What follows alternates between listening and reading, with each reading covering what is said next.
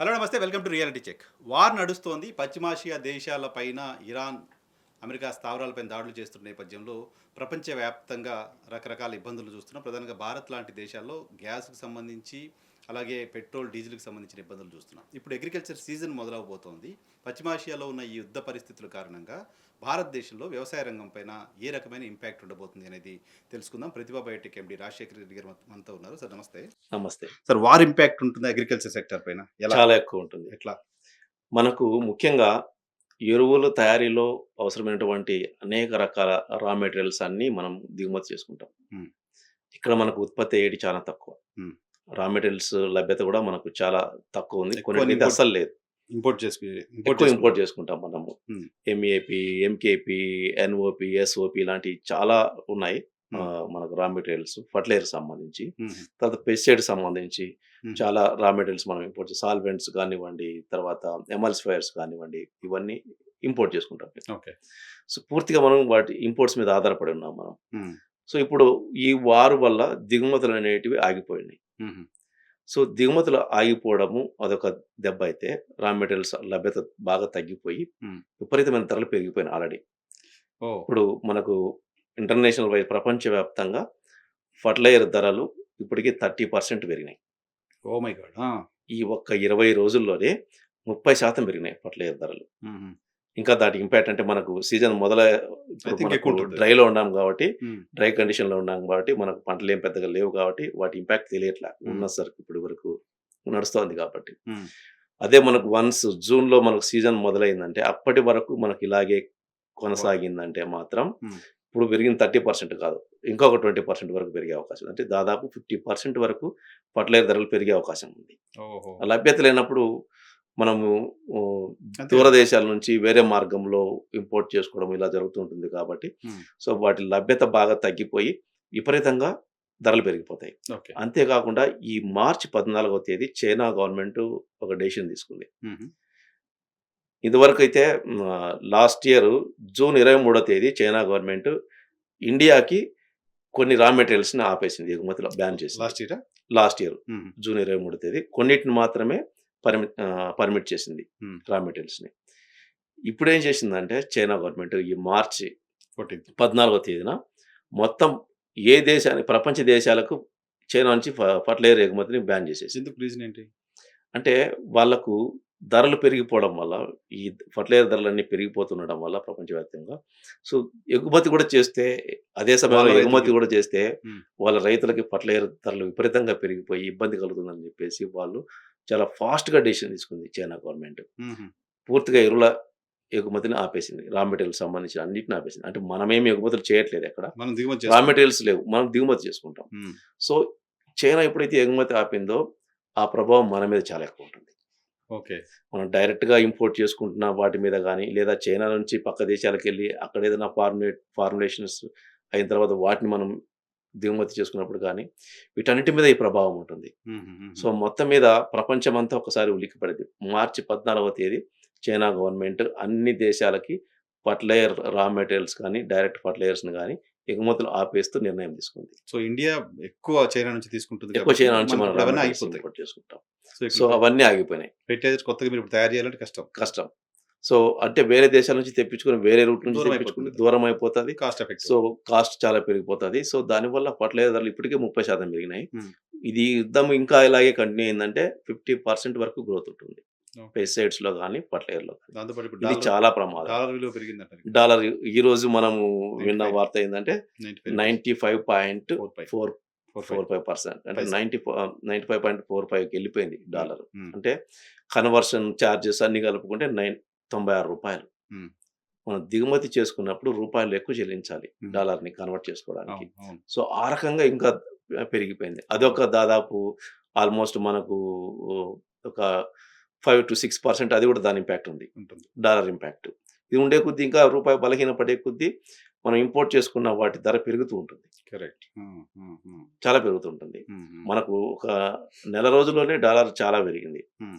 రూ. 91 ఉన్నది ఇప్పుడు దాదాపుగా 96కి అవును. దగ్గరకొచ్చేసింది. రూ. 5 అయింది. జస్ట్ 1 రూ. వీక్ 2 డేస్‌లో. 5 హ్మ్. అంటే 6% స్ట్రాంగ్ అయిపోయింది. హ్మ్. మన 6% పడిపోయింది. పడిపోయాయి. సో, దీనివల్ల ఇంపోర్ట్ చేసుకునే అన్నిటి మీద ధర పెరిగిపోతది. ఓకే. ప్రతి వస్తువు మీద. ఓకే. మనం ఎక్కువ ఫర్టిలైజర్స్, పెస్టిసైడ్స్ సంబంధించిన రా మెటీరియల్స్ అన్ని ఇంపోర్ట్ చేసుకుంటాం. హ్మ్. సో, వాటి ధర కూడా ఆటోమేటిక్‌గా డాలర్ ప్రభావం వల్ల కూడా పెరిగిపోతుంది. తర్వాత మనకు ఆటోమేటిక్‌గా వీటి ధర 30% పెరిగిపోయింది. అది ఇంపాక్ట్ ఉంటుంది. తర్వాత పాలిమర్స్ సంబంధించి అంటే ప్యాకింగ్ మెటీరియల్ మొత్తం ఎక్కువ పెస్టిసైడ్స్‌లో బాటిల్స్ మీద ఆధారపడి ఉంటాం. హుహు. పెట్ బాటిల్స్ గానీ, హెచ్‌డిపి బాటిల్స్ గానీ. హ్మ్. ఈ ప్యాకింగ్ మెటీరియల్ ఆల్‌మోస్ట్ ఇప్పటికే 50% పెరిగింది. ఓహ్! ఓకే. పాలిమర్స్ అన్నీ అదెక్కడి నుంచి తీసుకుంటాం యూజువల్‌గా మనం?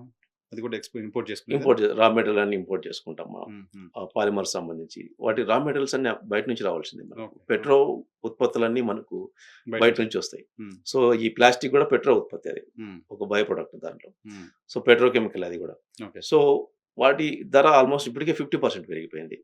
అంటే హుహుహు. ప్యాకింగ్ మెటీరియల్ కాస్ట్ కూడా 50% పెరిగిపోయింది. ఓహ్! సో, వీటి పరిస్థితి ఇలా ఉంటే హ్మ్. ప్యాకింగ్ మెటీరియల్, పెస్టిసైడ్, ఫర్టిలైజర్ సంబంధించిన రా మెటీరియల్ ఇవన్నీ ఇంత పెరిగిపోయుంటే, ఇప్పుడు మనము అడపాదడపా మనం చేసుకునే ఎక్స్‌పోర్ట్స్ ఏదైతే ఉన్నాయో మన వ్యవసాయ ఉత్పత్తులు, హ్మ్. మనం గల్ఫ్ దేశాలకి, ఎమిరేట్స్‌కి వీటికి పంపిస్తాం మనం. కూరగాయలు లాంటివి. మన దగ్గరున్న దేశాలు అవే కాబట్టి హ్మ్. అక్కడికి పంపిస్తాం. మనం బై ప్రొడక్ట్స్ గానీ, హ్మ్. ప్రాసెస్ చేసినవి గానీ, డైరెక్ట్ ప్రొడక్ట్‌లు గానీ, ఉత్పత్తులు, హ్మ్. కూరగాయలు, పండ్లు గానీ, ఈ గల్ఫ్ దేశాలకు మనం ఎక్కువ పంపిస్తాం. ఓకే. ఇప్పుడు అది ఆగిపోయింది. ఎందుకు? ఆహా! అక్కడ వార్ వల్ల. మనకు వారి వల్ల అసలు ఎవడు బుకింగ్ కూడా తీసుకోవట్లేదు సో, మనం షిప్స్‌లో. అక్కడికి పంపించే పరిస్థితి లేదు. పరిస్థితి లేదు. బయట నుంచి పెస్టిసైడ్స్ తెచ్చుకునే పరిస్థితి లేదు. అది లేదు. ఫెర్టిలైజర్ సో, తెచ్చుకునే వాటి ధర పెరిగిపోయింది. ఇప్పుడేమో మనము కూరగాయలు, మన పండించిన పంటలు ఎగుమతి చేసుకోవడానికి ఆగిపోయింది. హుహుహుహు. సో, ఈ ఆగిపోయినప్పుడు మనకు లోకల్ కన్జంప్షన్ తగ్గిపోతుంది కాబట్టి ధరలు ఇంకా పడిపోతాయి. ఓకే. ఓకే. సో, ధరలు పడిపోతూ ఒక పక్క హ్మ్. పెట్టుబడి పెట్టడానికి ఫర్టిలైజర్ కాస్ట్, పెస్టిసైడ్ కాస్ట్ ఇవన్నీ పెరిగిపోతే హ్మ్. రైతు ఎటు పోవాలింకా? ఓహ్! ఇప్పటికే పెట్టుబడి ధర చాలా ఎక్కువైపోయింది. హ్మ్. ఈ వార్ వల్ల ఈ వీటి ధరలు ఇంకా 30-40% వరకు పెరిగిపోయి, పండించిన పంటల ధరలు ఇంకా తగ్గిపోయి, ఇంగ రైతు పరిస్థితి ఎంత దారుణంగా ఉంటుందో లెక్క. ఉదాహరణకి రూ. 1000 పెట్టి ఒక యూరియా బస్తా కొనాలంటే ఇప్పుడు 1500 పెట్టాల్సొస్తది. ఎక్కువ పెట్టాల్సుంటది. దొరుకుతుందో లేదో తెలీదు. దొరుకుతుందో అది గూడా అవైలబిలిటీ అసలు కోసం. అవైలబిలిటీ ఇప్పుడు ధర ఎట్లున్నాయి. హ్మ్. ఒక క్వాలిటీ ప్రొడక్ట్ అందించాలంటే కష్టం ఇప్పుడింకా. కష్టమైపోతది. ఓహ్! అవైలబిలిటీ లేదు. ఓకే. చాలా దారుణంగా ఉంది. అందులో ఇప్పుడేందంటే అగ్రికల్చర్‌లో ముందు ప్రీ ప్రొడక్షన్ జేసుకోవాలి. హ్మ్. సమ్మర్ అంతా ప్రీ ప్రొడక్షన్ చేసుకుంటాయి కంపెనీస్. అవును. 40% నుంచి 50% వరకు ప్రీ ప్రొడక్షన్ చేసుకోవాలి. ఎందుకంటే వర్షాలు రాగానే ఒక్కసారిగా స్టాక్స్ అన్నీ పంపాలంటే అవి ఆ అప్పటికప్పుడు 10 డిమాండ్ రోజుల్లోనో, ఉంటది. 15 రోజుల్లోనో మనము మ్యానుఫ్యాక్చరింగ్ చేయలేం. హ్మ్. సో, ఎక్కువగా ఈ మార్చ్ 15థ్ నుంచే దాదాపుగా ప్రీ ప్రొడక్షన్ అనేది స్టార్ట్ చేసుకుంటారు ప్రతి హ్మ్. కంపెనీ కూడా. హ్మ్. తక్కువ ధర ఉన్న వాటిని ఫర్టిలైజర్స్‌లో చిన్న స్మాల్ ప్యాకింగ్స్‌ని వీటన్నిటిని ఈ 2, 3 నెలలు ప్రీ ప్రొడక్షన్ చేసుకుంటారు. ఓకే. ఇప్పుడు ఈ ప్రీ ప్రొడక్షన్ చేసుకోవడానికి కంపెనీలు మెటీరియల్స్ కొనట్లేదు. ఎందుకు? ఎందుకంటే ఇప్పుడు ఆల్రెడీ 30% పెరిగిపోయినాయి. హ్మ్. ఒకవేళ రేపు వార్ ఆగిపోయి, హ్మ్. ఒక నెల తర్వాత వార్ ఆగిపోయిందనుకుందాం. హ్మ్. మళ్ళీ ధరలు పడిపోయాయనుకుందాం. హ్మ్. ఇప్పుడు ఈ అధిక రేట్‌లో కొన్న కంపెనీలన్నీ ఆ తర్వాత నష్టపోతాయి. కరెక్ట్. ఓకే. సో, అప్పుడు చూసుకుందాంలే అన్న పరిస్థితిలోకెళ్ళిపోయారు. ఓకే. సో, అప్పటికప్పుడు తయారు చేసి అందించాలన్నా కూడా వర్షాలు పడి మనకు ఈవెన్ ఒక్కసారిగా డిమాండ్ వచ్చింది. చైనా ఎక్స్‌పోర్ట్స్ పైన బ్యాన్ ఎత్తేసినా, యుద్ధం ఆగిపోయినా అప్పటికప్పుడు మనం తయారు చేయలేం. చేయలేము. మెటీరియల్ లేదు గదా! మెటీరియల్ లేదు కాబట్టి ఓహ్! అప్పటికప్పుడు చేయలేము. షార్టేజ్ ఉంటది. ఓకే. సో, ఇటువంటి సమయంలోనే బయలుదేరతారు దొంగలందరూ. హ్మ్. అవును కదా! బ్లాక్ ఇప్పటికే మార్కెట్ లాస్ట్ అడల్ట్రేషన్ ఎక్కువైపోయింది. కల్తీ ఎక్కువైపోయింది. మనకు హ్మ్. పురుగు మందుల్లోను, ఎరువుల్లో ముఖ్యంగా ఎక్కువైపోయింది కల్తీ. ఎక్కువైపోయింది. అవును. అవును. అంటే ముఖ్యంగా ఈ వాటర్ సాల్యుబుల్ ఫెర్టిలైజర్స్‌లో కల్తీ ఎక్కువైపోయింది. హుహు. అంటే పెరిగే కొద్దీ ఏమైతుందంటే ధర పెరిగే కొద్దీ వీళ్ళు మార్కెట్‌లో సస్టైన్ అవ్వడం కోసం, మార్కెట్‌లో నిలవడం కోసం, ఆ డీలర్‌ని మెప్పించడం కోసం ఇక అడల్ట్రేషన్ మొదలెట్టారు. అంటే కల్తీ మొదలెట్టేసారు. ఓకే. సో, ఈ ఫెర్టిలైజర్‌లో కల్తీ చేయడం చాలా ఈజీ. హ్మ్. రైతుని మోసం చేయడం చాలా ఈజీ. హ్మ్. నేను ఇదివరకు కూడా చాలా సార్లు చాలా మీటింగ్‌లో రైతులకు చెప్పున్నా నేను. హ్మ్. హ్మ్. ఎందుకంటే ఏ ఫెర్టిలైజర్ అయినా సరే అందులో నత్రజని, మెగ్నీషియం ఈ 2 మాత్రమే ఇచ్చి మిగతావి ఏవి ఇవ్వకుండా వాటికే పౌడర్‌లాగా మార్చి రకరకాల కలర్‌లేసి వేరే వేరే పేర్లతో అమ్మడం మొదలైంది మన హుహు. దేశంలో. హుహు. అంటే రైతులు ఒకటి గుర్తించాలి. 20, 25 సంవత్సరాల కిందట గూడా ఎన్‌పీకే 9999 అని చెప్పుకుంటారు. 1999 అవును. రూ. 60 రూ. 70 ఉంది. 20 సంవత్సరాల కిందట గూడా. హ్మ్. హ్మ్. ఇప్పుడు గూడా మీకొచ్చి అదే ధరకు ఇస్తున్నారు అంటే మీరది 9999 కొనట్లేదని అర్థం. హ్మ్. 319 మీరు కొనట్లేదు. హ్మ్. మీరు మీరు కొంటది వేరే. కేవలం యూరియా, మెగ్నీషియం సల్ఫేటు, తర్వాత సాల్టు, హ్మ్. ఉప్పు. హ్మ్. చివరికి ఎంత దారుణమైన పరిస్థితిలోకెళ్లారంటే హ్మ్. మొన్న ఒక రైతు నాకు చెప్పాడు. నేను ఈ ఈ జాగ్రత్తల గురించి చెప్తుంటే ఒక ట్రైనింగ్ ప్రోగ్రామ్‌లో ఒక రైతు లేసి చెప్తుండు. సార్ మా ఊర్లో 3 పంతొమ్మిదిలో 25 కేజీల బ్యాగు రూ. 1200 అమ్ముతున్నారు. నాకు డౌట్ వచ్చింది. పోయి నోట్లో వేసుకున్న ఉప్పు సార్ అదే అన్నాడు. ఆ! వాడు ఉప్పుకు కలర్ ఏసేసి అమ్ముతున్నాడు. నేను పట్టి నిలదీస్తే వాడు నీళ్ళు నమ్ముతున్నాడు. సమాధానం చెప్పలేకుండా. అంటే దాంట్లో ఉప్పు, యూరియా, మెగ్నీషియం ఈ 3 మాత్రమే కల్తీ ఏసేసి, రంగులేసేసి అమ్మేస్తున్నారు. సో, ఇప్పుడు ఇంకా అది పెరుగుతది. అది ఇంకా ఎక్కువైపోతది. ఓహ్! సో, రైతు కూడా ఏంటంటే సపోజ్ ఇప్పుడు ఒక రూ. 100 గత సీజన్‌లో రూ. 100 ఉన్న ప్రొడక్ట్ ఇప్పుడు 130, 140 పెరిగిపోయిందనుకుందాం. అంటే 30-40% పెరిగింది. హ్మ్. అదే రూ. 100 ఇస్తానని డీలర్ ఆడ పెట్టాడనుకోండి. అట్టే పోతారుగా నేచురల్‌గా. ముందు అది రైతు సర్లే అది తీసుకెళ్ళిపోతాడు. ఏదైతే ఉందిలే అనుకుంటాడు. ఆ! ప్లస్ అందులో మోసం ఏందంటే నత్రజని, మెగ్నీషియం ఉంటది కొంత. హ్మ్. ఉంటుంది కాబట్టి పోయి పిచికారీ చేసినప్పుడు, వాడినప్పుడు వెంబడే పచ్చగా వచ్చి చిగుర్లొస్తాయి. వాటి వల్ల. మంచిదే అనుకుంటాడు అది. పని చేసింది అనుకుంటాడు. హ్మ్. మిగతా వాటి ఉపయోగం అనేది రైతుకి కంటికి కనిపించదు. ఓకే. వాటి ఇంపాక్ట్ అనేది వెంబడే తెలియదు. హుహుహు. సో, వెంబడే మనకు వాటి ప్రభావం గాని, వాటి రిజల్ట్ గాని తెలిసేది నత్రజని, మెగ్నీషియమే. ఓకే.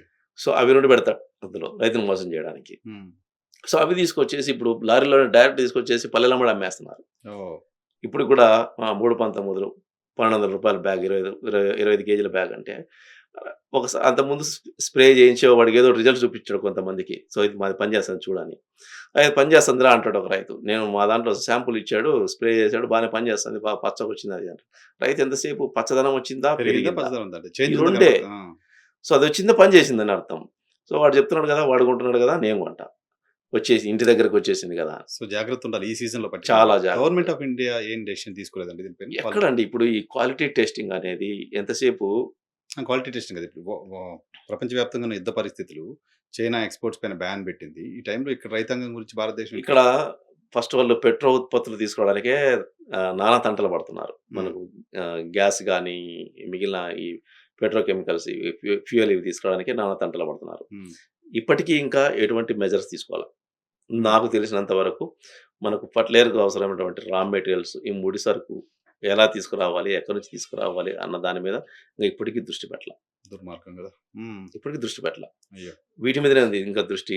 గ్యాస్ ఎలా మెయింటైన్ చేయాలి, అవును. ఎల్‌పీజీ అది ప్రాబ్లమ్ ఉంది డెఫినిట్‌గా గవర్నమెంట్‌కి. ఆ! బట్ ఇది కూడా ఆలోచించాల్సింది. ఇది కొంత వ్యవసాయ రంగం తప్పనిసరి. కూడా ఎందుకంటే ఇప్పటి నుంచి చర్యలు తీసుకోకపోతే హ్మ్. చాలా ఇబ్బందులు ఎదుర్కోబోతది. ప్రభుత్వాలు ఇబ్బందులు ఎదుర్కొతే రైతులను కూడా ఇబ్బందులకు నెట్టేస్తారు. హుహు. సో, రైతు ఊరుకోడు. ఓకే. రోడ్ ఏంటి ఎక్కుతాడు. సలహా గవర్నమెంట్ ఆఫ్ ఇండియాకి మీరు అంటే ఈ సెక్టార్‌లో ఎక్కువ కాలం నుంచి ఉన్నారు సో, కాబట్టి 2 మనకు డేకేడ్స్. ఇప్పుడు చైనా నుంచి ఆగిపోతున్నాయి ఉత్పత్తులు. హ్మ్. ఇంపోర్ట్ చేసుకోవడానికి. మనకు ఇంగా ఉక్రెయిన్ గాని, తర్వాత రష్యా నుంచి గాని, ఇక ఇతర దేశాల నుంచి మనకు ఎక్కడెక్కడైతే లభ్యత ఉందో వాటి నుంచి ముందుగానే వేరే మార్గంలో తీసుకురావడమా, దానికి ఏం ప్రయత్నాలు చేయాలో ఆ ప్రయత్నాలన్నీ చేసి ప్రభుత్వం ముందుగానే మనకు స్టాక్స్ తెచ్చి పెట్టుకోకపోతే హ్మ్. చాలా ఇబ్బంది పడతాము. రైతులు నకిలీ మందులు, నకిలీ ఫెర్టిలైజర్స్ వాడాల్సిన పరిస్థితి ఖచ్చితంగా. వస్తుంది. లేదా మనము చైనా ప్రభుత్వంతో మాట్లాడుకొని హ్మ్. వాటర్ సాల్యుబుల్ ఫెర్టిలైజర్ సంబంధించిన ఆ ఉత్పత్తులు రా మెటీరియల్స్ ఏవి ఆపకుండా మనకు కావడానికి హ్మ్. ఆ ప్రభుత్వంతో మాట్లాడుకొని ఎందుకంటే గత సంవత్సరం హ్మ్. జూన్ 23 తేదీ డెసిషన్ తీసుకుంటే చైనా గవర్నమెంట్ ఇంతవరకు రిలీఫ్ ఇవ్వలేదు మనకు. ఓహ్! అప్పటి నుంచి అవి అట్లే ఉన్నాయి కొన్ని. అప్పటి నుంచి అలాగే బ్యాన్ చేసింది. చాలా రా నెగోషియేషన్ కూడా చేయలేదు మెటీరియల్స్ గవర్నమెంట్ ఇప్పటి ఆఫ్ వరకు క్లియర్ చేసుకోలేదు మన గవర్నమెంట్. హుహు. చూడండి ఎంత దారుణంగా ఉందో హ్మ్. పరిస్థితి. హుహు. అందువల్ల పెరిగిపోతున్నాయి. ఎప్పుడైతే ధరలు పెరుగుతున్నాయో అడల్టరేషన్ కల్తీ చేసే వాళ్ళ సంఖ్య పెరిగిపోతుంది. పెరిగిపోతుంది. వాడు తక్కువగా అమ్ముకోవడానికి నష్టపోతున్నాడు రైతు అన్ని రైతు రకాలుగా. నష్టపోతున్నాడు ultimately. అందుకే ఈ మధ్య కాలంలో పంటలు చూసుకోండి ప్రభావం ఎక్కువ ఉంది వీటి ప్రభావం. హ్మ్. ఈ నకిలీ ఫెర్టిలైజర్స్ ప్రభావం ఎక్కువ ఉంది. ఎక్కువ ఉంది. ముఖ్యంగా వాటర్ సాల్యుబుల్ ఫెర్టిలైజర్స్‌లో. హ్మ్. హ్మ్. అందువల్ల వాళ్ళకు ఏదో రకంగా నష్టం జరుగుతూనే ఉంది. వాళ్ళేమో అర్థం కాక నేను అది వాడినా అంటాడు, ఇది వాడినా అంటాడు. ఏది చెప్పినా అది వాడినా అంటాడు. అంతే. బట్ అది సరైనది వాడినానా వాడినానా లేదా అనేది రైతుకు అర్థం కావట్లా. హ్మ్. హ్మ్. మోసపోతున్నాడు. దానికి కారణం ఇదే. లభ్యత లేకపోయినప్పుడు ధరలు పెరుగుతాయి. అంతే కదా! ధరలు యాక్చువల్‌గా పెరిగినప్పుడు దాన్ని అవకాశంగా తీసుకొని ఈ కల్తీ వాళ్ళు వచ్చేస్తున్నారు.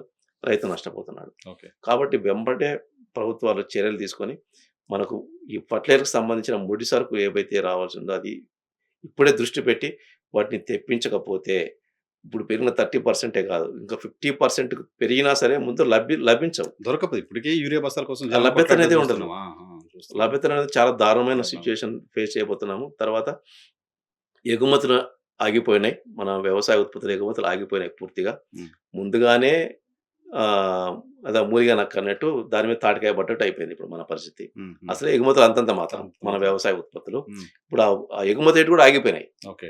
సో, అవి ఆగిపోయినాయంటే ఇంకా ధరలు ఇంకా పడిపోతాయి. హ్మ్. హ్మ్. ధరలు పడిపోయి ఈ ఇన్‌పుట్స్ కాస్ట్ పెరిగిపోయి అంటే పెట్టుబడి పెరిగిపోయి పెరిగిపోయి. రైతు వెళ్ళిపోవాలి. అవైలబిలిటీ లేక ఎంత అడల్ట్రేషన్ దారుణంగా పెరిగిపోయి ఉంటది ఆ! ఆ! పరిస్థితి. హ్మ్. కాబట్టి సో, గవర్నమెంట్ ముఖ్యంగా అందుకని మొట్టమొదటి ఇంపాక్ట్ ఈ వార్ ఇంపాక్ట్ అనేది అగ్రికల్చర్ మీద ఉంది. ఓకే. సో, దీన్ని ప్రభుత్వాలు గుర్తించి రైతుకు ఎటువంటి ఇబ్బందులు రాకుండా ఉండాలంటే ఇప్పుడే చర్యలు చేపట్టి ఆ ముడి సరుకు ఫర్టిలైజర్‌కి సంబంధించిన ముడి సరుకులు అవన్నీ మనకు ఫ్రీగా అంటే ఎటువంటి ఆటంకాలు లేకుండా మనకు ఇంపోర్ట్ అవ్వడానికి అవకాశాలు ఏమున్నాయో అవన్నీ చేయకపోతే చాలా ఇబ్బందులు, సంక్షోభం. తీవ్రమైన పరిణామాలు సంక్షోభం వస్తుంది. వ్యవసాయ సంక్షోభం ఏర్పడతది. హ్మ్. సో, దాని నుంచి బయటపడాలి. మనకు ఈ యుద్ధ ప్రభావం మొట్టమొదటి ఇంపాక్ట్ వచ్చేసి ఇప్పుడు మనకు లేదు కాబట్టి ఇంకా ఆ ప్రభావం తెలియట్లేదు. అవునవును. ఇప్పుడు కేవలం గ్యాస్ గురించి, పెట్రోల్ గురించి వీటి గురించే మాట్లాడుకుంటున్నాం. హ్మ్. కానీ జూన్ నెల మొదలైందంటే అప్పటికి ఏమీ రెడీగా లేకపోతే మాత్రం సంక్షోభం లేకపోతుంది వ్యవసాయ రంగం. రైట్. ప్రభుత్వానికి వార్న్ చేసినట్టుగానే అలర్ట్ చేసినట్టుగానే ఉండాలి ఇది. ప్రభుత్వం ఖచ్చితంగా. డెసిషన్ తీసుకుంటుందేమో చూద్దాం. ఈ చర్య ఇప్పటి నుంచి చేయకపోతే అంటే మేమే ప్రీ ప్రొడక్షన్‌కి మార్చి నుంచి ఆలోచిస్తున్నారు. ఆర్డర్‌లు పెట్టుకుంటాం. రా మెటీరియల్స్ అవి రావడానికి సమయం పడతది. ముందుగా తయారు రెడీ చేయడానికి, చేసి ప్యాక్ పెట్టుకోవాలి. చేయడానికి, ఫార్ములేట్ చేయడానికి సమయం పడతది. సో, అవి లేకపోతే ఎట్లా? హ్మ్. అప్పటికప్పుడు తెప్పించి చేసేది కాదు గదా! ఇవి. హ్మ్. రెడీగా అమ్మడానికి కూడా కాదు గదా! కరెక్ట్. సో, కాబట్టి ప్రభుత్వం చర్యలు చేపట్టి వ్యవసాయ రంగానికి సంక్షోభం రాకుండా ఉండాలంటే ఈ ముడి సరుకులు ఏవైతే ఉన్నాయో పురుగు మందులకు పెస్టిసైడ్స్ సంబంధించి కావచ్చు, ఫర్టిలైజర్ సంబంధించి కావచ్చు, తర్వాత పాలిమర్స్ కావచ్చు. హ్మ్. మనకు ముఖ్యంగా బాటిల్స్, ప్యాకింగ్ మెటీరియల్ అన్నీ. హ్మ్. సో, వీటి ధరలు అదుపులోకి రావాలన్నా ఇప్పటి నుంచే జాగ్రత్త తీసుకోవాలి ఇంపోర్ట్స్ మీద. మనకు అన్ని ఎక్కడెక్కడి నుంచి రావాలనో, ఏ దేశాల నుంచి రావాలనో అవన్నీ ఎటువంటి ఆటంకాలు లేకుండా మనకి ఇంపోర్ట్స్ జరిగిపోవాలి. ఓకే. లేకపోతే తీవ్ర సంక్షోభం ఎదుర్కోబోతుంది వ్యవసాయ రంగం. ప్రభుత్వం దృష్టి పెట్టాల్సిందే. బట్ అంత కాన్సంట్రేట్ చేస్తున్నారో లేదో చేస్తున్నట్టయితే కనపడట్లేదు. డెఫినిట్‌గా ప్రభుత్వం దీనిపైన చర్యలు తీసుకోవాలి. ఖచ్చితంగా దీని మీద దృష్టి సారించాలి. హ్మ్. వ్యవసాయం సంక్షోభం లేకపోకుండా కాపాడాలి. రైతు మనుగడ సాగించాలంటే ఈ యుద్ధ ప్రభావం అనేది వ్యవసాయం మీద లేకుండా చేయాలి. Correct. Thank you. Thank you very much. Rajasekhar Reddy గారు మాకోసం థాంక్ యూ. సమయం కేటాయించినందుకు. ఇది వ్యవసాయ రంగానికి పెను ప్రమాదం రాబోతోంది. ప్రభుత్వం గనక ఇన్ టైమ్‌లో డెసిషన్ తీసుకోకపోతే చైనా ఎక్స్‌పోర్ట్స్‌ని ఆపేసిన నేపథ్యంలో రకరకాల ముడి పదార్థాలు ఫెర్టిలైజర్స్‌కి సంబంధించి, పెస్టిసైడ్స్‌కి సంబంధించి, పాలిమర్స్‌కి సంబంధించి ఆగిపోయాయి కాబట్టి ఆల్టర్‌నేటివ్ వైపు భారత ప్రభుత్వం దృష్టి పెట్టాల్సిన అవసరం ఉంది.